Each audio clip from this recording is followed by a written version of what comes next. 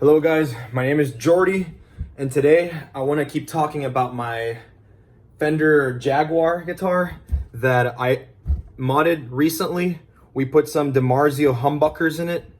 You know, these pickups are incredible. Whenever you, give me 1 second here. Whenever you're distorting these pickups, the distorted sound, they sound very full, and the clarity of every note, you know, even if you have a distorted tone, is incredible. Like, you can hear every note with a lot of clarity. And me personally, I don't really usually play on the rhythm circuit. Let me explain this to some people who might not be completely familiar with the Fender Jaguar electronics. So it's got this switch right here, right?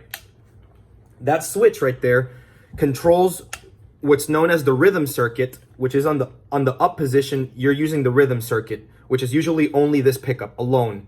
And whenever you put the lead circuit, you have access to both pickups. Personally, I never use the rhythm circuit because it's a very warm, it's a little bit too dark of a sound, a little too dark.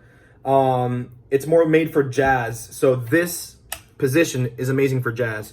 I like to have the lead circuit always on because I get access to both of the pickups, and I like using this pickup in particular. I think that the clarity and the punchiness and the mid-range of the tone just cuts through a little bit better. So this is the current settings that I usually like to play in, you know, for scooping the mids over here. I generally don't like playing with scoop mids. I like to get the full-on mid-range from the humbucker pickups. So I like to play with this pickup alone in the lead circuit, you know, with the tone knob and the volume knob all the way up. I just thought that I would mention that because some people might find this a little confusing. Whenever you're in the lead circuit, you use these knobs to control the volume and the tone. Whenever you're in the rhythm circuit, you use these two right here. This is your volume and this is your tone knob right here. But like I said, it's a bit of too dark for me personally, the sound of the rhythm circuit. So I just always leave it on the lead circuit. The pickups sound fantastic.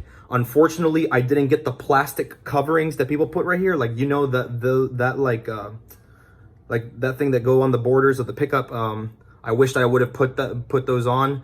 And the whammy bar, you know, it was still a little loose after the setup, so I decided to put a little plumber's tape. I got this plumber's tape right here, and it's a quick fix for whammy bars. It makes it to where the whammy bar is not as wobbly that much, and it's nice and sturdy, you know, the whammy bar. I like that. That's how I like to have my whammy bars, you know, to be very firm. And if you look very closely, let me do a close-up right here. If you guys can see right here, they are not fully straight.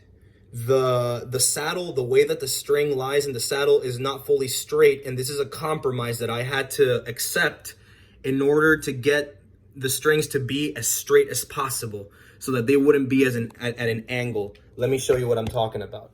So if I were to put the string fully straight on each of the saddles, you run into a little problem. And this has to do with tuning stability. So if you notice, the strings are slightly at an angle now, like where the point of contact that it makes right here is slightly at an angle. So whenever you completely center the strings, it's not fully straight, and that can have an effect on the tuning stability. For some reason, whenever I did the initial setup, before ever installing the humbuckers on this, it was working just fine. The tuning stability was perfect. The heavy use of the whammy bar worked perfectly. But then whenever I got the setup and I got the humbuckers in there, for some reason, you know, now you gotta sort of shift them around, you know, in order for it to be completely stable. And it's been working just fine for me, you know, having it set up in that way. I haven't had any problems. It's a pretty good setup, but although whenever I use a heavy use of the whammy bar, it does go slightly out of tune. So I try to avoid using the whammy bar too much, but it's still really good, you know? If you just use the whammy bar for purposes, you know?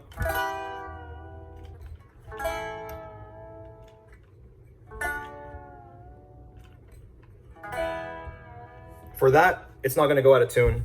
So I just wanted to show you guys that little upgrade. They look really badass. I believe the humbuckers, it's a little closer to what Kurt Cobain would do on his guitars, which I'm a big fan of the way that he modded his Jaguars.